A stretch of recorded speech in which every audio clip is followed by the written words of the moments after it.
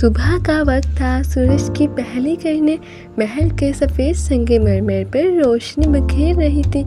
बाग से परिंदों की चहचहाट की गूंज सुनाई दे रही थी और हवा में खुशबू तैर रही थी।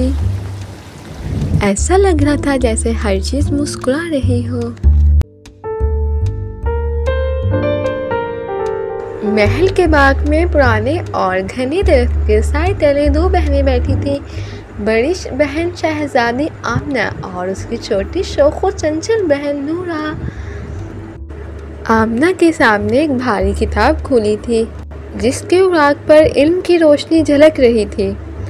नूरा जोश से हर लफ्ज़ सुनती और कभी कभी दरमियान में सवाल भी करती। नूरा हंसती हुई बोली, आपा, जब मैं बड़ी होंगी मैं भी इल्म की शहजादी बनूंगी। आमना मुस्कुराई और नरमी से नूरा के सर पर हाथ फेरते हुए बोली, इल्म सिर्फ रखने की चीज़ नहीं, बांटने के लिए होता है। वादा करो जब तुम सीखोगी सबको सिखाओगी। नूरा ने शरारती अंदाज में कहा, हाँ वादा। लेकिन अचानक फिजा का रंग बदलने लगा। हंसी की आवाज़ें रुक गई। किताब के उराक पर लिखे अल्फाज जैसे धुंधले होने लगे। आमना ने चौंक कर किताब की तरफ देखा। लफ्ज़ एक एक करके गायब हो रहे थे, जैसे किसी ने इन पर स्याही फेर दी हो। फिर बाग की हवा रुकी, परिंदों की आवाज़ बंद हो गई, दरख्त जैसे साकित हो गए। एक सियाह बेनाम साया आमना और नूरा के करीब से गुजरा, इतनी तेज़ी से कि सिर्फ एक सरगोशी सुनाई दी, जैसे कोई कह रहा हो, इल्म अब तुम्हारा नहीं रहा। नूरा सहम गई और आमना के साथ लिपट गई। आमना ने उसे बाहों में ले लिया और पुरअज़्ज़म लहजे में बोली, नहीं, मैं इल्म वापस ला कर रहूँगी, नूरा के लिए, सब के लिए। इस लम्हे आमना के चेहरे पर एक रोशनी थी, वो रोशनी जो सिर्फ उनके दिल में पैदा होती है जो सच की तलाश में निकलते हैं। और यहीं से आमना की वो कहानी शुरू हुई जो सिर्फ बहादुरी की ही नहीं बल्कि इल्म, एहसास और कुर्बानी की थी। दोपहर का सूरज अरूज पर था। आसमान नीला ज़रूर था मगर हवा में अनजानी सी घबराहट ज़रूर थी। महल की दीवारों पर रोशनी चमक रही थी लेकिन अंदर एक खामोश साया फैलने लगा था। आमना जो अभी तक हैरान थी कि किताबों से अल्फाज क्यों गायब हो गए, महल के पुराने हिस्सों में जवाब ढूंढ रही थी। उसे अपनी लाइब्रेरी के नीचे एक पुरानी धूल पड़ी दीवार नज़र आई जहाँ एक खुफिया दरवाज़ा बना था। एक ऐसा दरवाज़ा जो कभी खुला नहीं था। दरवाजे पर पुराने निशानात थे, जैसे कोई कदीम राज इसमें छुपा हो। आमना ने सोचा शायद यही वो रास्ता है जिससे साया आया था। वो दरवाजे के पास गई और अपनी छोटी बहन नूरा का दिया हुआ छोटा लॉकेट थामा जो इसकी माँ की निशानी था। जैसे ही इसने लॉकेट दरवाजे के बीच रखा, दरवाजे ने हल्की सी रोशनी दी और खुद ब खुद खुलना शुरू किया। दरवाजे के पीछे एक सर्द धुंध आलूद राहदारी थी जिसमें हर कदम पर एक आहट सुनाई देती थी। आमना एहतियात से अंदर दाखिल हुई।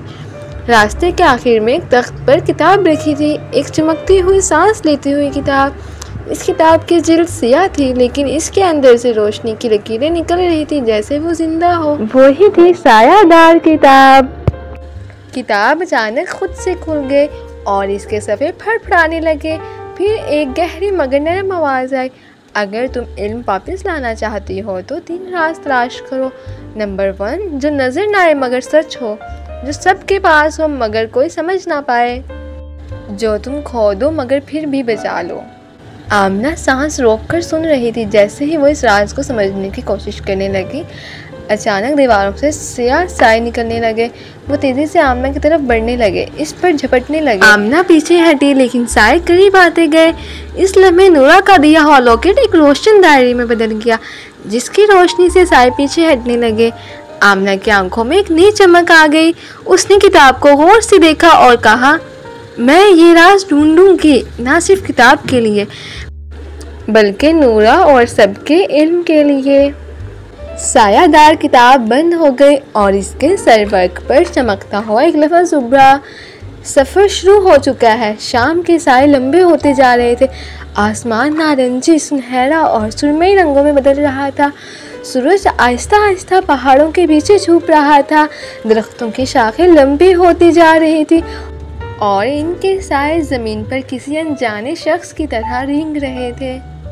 शहजादी आमना अब महल से दूर एक पुराने सुनसान जंगल में दाखिल हो चुकी थी। सायादार किताब ने जो पहला राज बताया था, जो नज़र न आए मगर सच हो, वो राज शायद इसी जंगल में छुपा था। दरख्तों के बीच अंधेरा गहरा होता जा रहा था, जैसे रोशनी खुद ही वहाँ से भाग रही हो। हर कदम पर सूखे पत्तों की चरचराहट और दूर से आती हवा की सरगोशियाँ सुनाई दे रही थी। अचानक एक खनखनती आवाज़ सुनाई दी। रुक जाओ शहजादी। आमना ने पलट कर देखा। एक पतली सी पगडंडी के किनारे एक झोंपड़ी और इसके बाहर बैठा हुआ एक बूढ़ा नाबीना शख्स। उसकी आंखें बंद थी लेकिन चेहरा पुरसुकून और नूरानी था। वो आहिस्ता से बोला, सच वो होता है जो आंख नहीं दिल देखे। आमना ने आंखें बंद की और अपनी सांस को सुना। दिल की धड़कन, ज़मीन की लर्जिश और दरख्तों की सांस सब महसूस किया।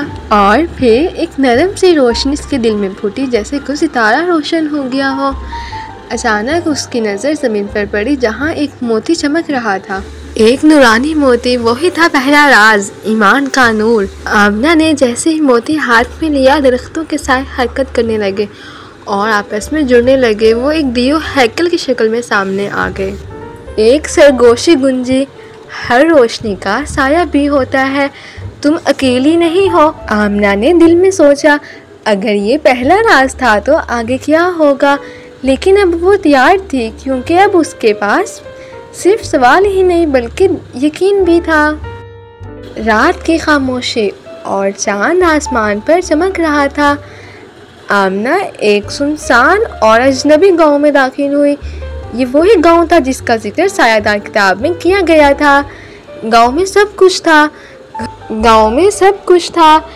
लोगों के घर, रोशन लालटेनें, बच्चों के खिलौने, मगर कुछ बहुत अजीब था, खामोशी। लोग बोल रहे थे, उनके होंठ हिल रहे थे, हाथ हरकत कर रहे थे, कुछ हंस रहे थे, कुछ नाराज नजर आ रहे थे, लेकिन आवाज़ नहीं आ। हर कोई कुछ कहना चाहता था लेकिन कोई किसी को सुन नहीं रहा था। शोर मौजूद था लेकिन गुफ्तगू गायब हो गई थी।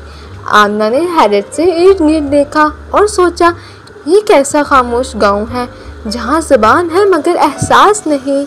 तभी एक छोटी बच्ची आमना के करीब आई। उसकी आंखों में हैरत नहीं, दर्द था। बच्ची ने आहिस्तगी से कहा, एहसास सब में होता है मगर सब इसे भूल चुके हैं। ये कहते ही बच्ची ने आमना के हाथ में एक छोटा सा चिराग रखा, एक बहुत ही मुद्दम लेकिन गर्म रोशनी वाला चिराग। जैसे ही आमना ने चिराग उछाला, उसकी रोशनी हर तरफ फैलने लगी। अचानक गांव के लोग जो अभी जिंदा नज़र आते थे, एक एक करके साए में बदलने लगे। उनके जिस्म तहलील होने लगे और उनकी आंखों में खौफ नमूदार हुआ। एक भारी गरजती हुई आवाज़ सुनाई दी, क्या तुम मुझसे सब कुछ छीन लोगी? फिर सामने एक दियो सायादार मखलूक जाहिर हुई, गुस्से में चिल्लाती, आग और धुएं से भरी हुई। आमना ने डरते हुए चिराग को बुलंद किया मगर इस बार उसके हाथ नहीं कांपे, यहाँ तक कि वो साया पीछे हटने लगा और फिर हवा में तहलील हो गया। लोग एक बार फिर इंसानों की शक्ल में वापस आने लगे। अब वो एक दूसरे को देख भी रहे थे, सुन भी रहे थे। उनकी आंखों में रोशनी थी, एहसास की रोशनी। आमना ने चिराग को देखा और कहा, दूसरा राज मुकम्मल हुआ। एहसास का चिराग जो दिलों को रोशन करे। वो अब जान चुकी थी आखिरी राज क्या होगा। बादल आसमान पर जोर से गरज रहे थे, बिजली आसमान को चीरती हुई नीचे गिरती और बारिश तेज हवा के साथ महल की छतों पर ढलक रही थी। हर तरफ बेचैनी थी, अंधेरा और खौफ छाया हुआ था। आमना सफ़र करके महल वापस पहुंची। दिल में चिराग की रोशनी थी, ईमान का नूर, लेकिन कदम तेज और दिल बेकरार था। महल में दाखिल होते खालमा ने लरजती हुई आवाज़ में बताया, शहजादी नूरा जहर का शिकार हो गई हैं। ये सुनकर आमना का दिल रुक गया और वो दौड़ कर नूरा के कमरे में पहुंची। नूरा का चेहरा जर्द हो चुका था और सांसें मध्यम, आंखें बंद थी। हकीम सर झुकाए खड़े थे। एक आवाज़ गूंजी, नूरा को बचाने का एक ही रास्ता है। सायादार किताब का आखिरी राज, वो ही नूरा को बचाएगा। लेकिन तुम्हें अपनी सब यादें, सारा इल्म और सब कुछ कुर्बान करना होगा। तुम जो हो वो भी खो दोगी। कमरे में खामोशी छा गई। बारिश की बूंदों की आवाज़ तेज़ हो गई, जैसे आसमान भी आमना का फैसला सुनने का मुंतज़िर हो। आमना ने नूरा की तरफ नज़र डाली। ये वही छोटी बहन जिसने आमना के साथ फैसला किया था कि वो भी इल्म बांटेगी। आमना ने सायादार किताब खोली। वो अब और गहरी और भारी हो चुकी थी। उसके अल्फाज ऐसे थे जैसे ये धुंध में गायब हो गए हों। आमना आहिस्तगी से बोली, अगर मेरी कुर्बानी नूरा की जान बचा सकती है तो मुझे इससे कोई एतराज़ नहीं। वो आंखें बंद करके अपनी हर यादें छोड़ने लगी। नूरा की मुस्कुराहट, अपनी माँ की आवाज़, अपनी लाइब्रेरी, अपना हर ख्वाब, हर सबक। इतने में किताब और चमकीली और रोशन हो गई और किताब से आवाज़ आई, कुर्बानी अमल से नहीं नीयत से होती है। तुम इस इम्तिहान में पास हो गई। नूरा ने अपनी आंखें खोली और मुस्कुराई। अब कमरा पहले से ज़्यादा रोशन था। आमना की आंख से आंसू बहने लगे क्योंकि उसने कुर्बानी दी नहीं बल्कि साबित की थी। और अब किताब पर एक नया लफ्ज़ चमक रहा था, कुर्बानी।